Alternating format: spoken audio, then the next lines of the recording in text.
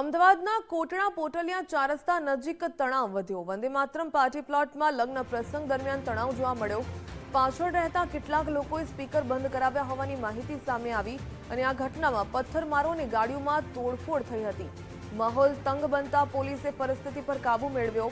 પ્રસંગમાં ઊંચા અવાજે ગીત વાગતા હતા। એસીપીએ જણાવ્યું ગીતો બંધ કરવાનું જણાવતા બંને પક્ષની વચ્ચે ઝપાઝપી થઈ હતી।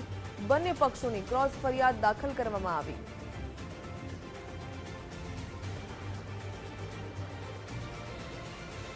માહોલ તંગ બન્યો હતો, જો કે પોલીસે પરિસ્થિતિ પર કાબુ મેળવી લીધો।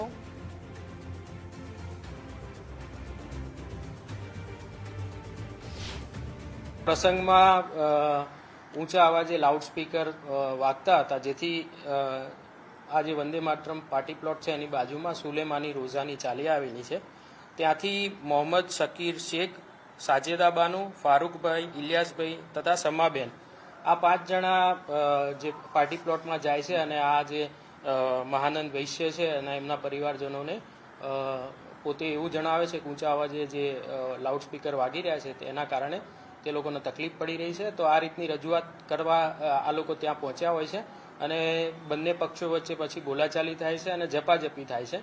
આ દરમિયાન ચાલીમાંથી અન્ય 10 થી 15 જણા વ્યક્તિઓ પણ ત્યાં પહોંચી જાય છે અને બંને પક્ષે પછી બોલાચાલી અને ઝપાઝપી મારામારીનો બનાવ બને છે। આ બનાવ દરમિયાન ત્યાં પાર્ક કરેલી 2 ગાડી, એક